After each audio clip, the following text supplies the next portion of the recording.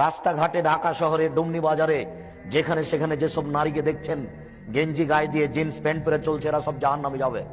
আমি অনুবাদক, 1450 বছর পূর্বে তিনি মুখ দিয়ে যা বলেছেন ওটা আরবিতে আছে, ওটা আমি অনুবাদ করে শোনালাম। সারা পৃথিবীর মানুষের শতকরা 1999 জন লোক জাহান্নামে যাবে। আর জাহান্নাম বলতে শুধু নারী আর নারী, জাহান্নাম বলতে শুধু নারী আর নারী, জাহান্নাম বলতে শুধু নারী আর নারী, কিছু পুরুষ। আপনার মেয়ে হাজার হাজার মানুষকে পাপী করছে, নগ্ন হয়ে চলে, আপনার মেয়ে জান্নাতে যাবে এটা আপনি কি করে বুঝলেন? আর আপনি জান্নাতে যাবেন এটা আপনি কি করে বুঝলেন? জন্ম দিয়েছেন আপনি, জবাব দিব আমি, এটা আপনি কি করে বুঝলেন? ওই যে এখনো আপনার মেয়ে ওই ঘরে বসে আছে মাথায় কাপড় না দিয়ে, জবাব আমি দিব। ওকে হিন্দুর মেয়ে, শরম হয় না, লজ্জা হয় না? বিবাহ করেছেন কেন? আপনি মুসলিম নন, খারাপ লাগে না? লজ্জা থাকা উচিত। লজ্জা কি বেঁচে খেয়েছেন? আচ্ছা ভাই, ওই ছেলেটা ও উঠে যাচ্ছে, আপনি খেয়াল করছেন না কেন? ও তো কথা বুঝতে পারে না, আর যার সামনে দিয়ে যাবে ও তো কথা ধরতে পারবে না। আমি তো আর আপনাকে কোনো কাহিনী শোনাতে আসিনি, আপনি ওইটা মনে করবেন না। পাথরের মতো বসে থাকতে হবে, প্রত্যেকটা কথাকে মনে করতে হবে 1 কোটি টাকা মূল্য। ওই যে দোকানে এখনো বসে আছে, আপনি জানো ওখানে বসে থাকেন, এখানে এসেছেন কেন? ওই যে দোকানে বসে আছে চা খাচ্ছে, জবাব আমি দিব। ওর বাপ ওকে জন্ম দিয়েছে, ওর বাপ জবাব দিবে, আমি দিব কেন? ও জানে না যে আব্দুল রাজাক সাহেব কথা বলতে এসেছে, আমি টিভি নিয়ে বসে আছি কেন? ও বুঝতে পারে না যে আমি দোকানে বসে আছি কেন? আব্দুল রাজাক সাহেব কোনোদিন রূপক কথা বলে না, এটা তার জানা নাই, তার বাপ জানাতে পারেনি।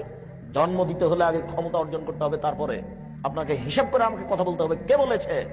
আমার হিসাবের লোক একজন, যার নাম মোহাম্মদ সাল্লাল্লাহু আলাইহি সাল্লাম। জন্ম দিয়েছেন আপনি, জবাব আপনি দিয়েন। ওই যে দোকানে বসে আড্ডা পিটছে, ওই জবাব আপনি দিয়েন। জবাবের জন্য প্রস্তুত হয়ে থাকেন। জাহান্নাম আপনার জন্য তৈরি করা হয়েছে, পশু প্রাণীর জন্য নয়। জাহান্নামে পশু প্রাণী যাবে না, মানুষই যাবে। মেয়ে দিয়ে জাতিকে পাপী করিয়ে নিয়ে জান্নাত কিনবেন মানে? এই হিসাব কি করে হলো? জান্নাত কি পৈতৃক সম্পত্তি? বা জান্নাত কি বাপের জমি? পৈতৃক সম্পত্তি জান্নাত। যে জমি চাষ এদিক দিয়ে করি না হলে ওই দিক দিয়ে করি, তো লোকের কি? জান্নাত কি পৈতৃক সম্পত্তি? জান্নাত কি বাপের জমি? জান্নাত কি গণতন্ত্র টাকা দিয়ে করে নিব? কখনো না, এটা অসম্ভব হতে পারে না। জান্নাত কারো পৈতৃক সম্পত্তি নয়। জান্নাতে একজনের লোকের কথার উপরে নির্ভর করে, যার নাম মোহাম্মদ সাল্লাল্লাহু আলাইহি সাল্লাম। জান্নাতে একজন লোকের কথার উপরে নির্ভর করে, বলেন তো তার নাম কি?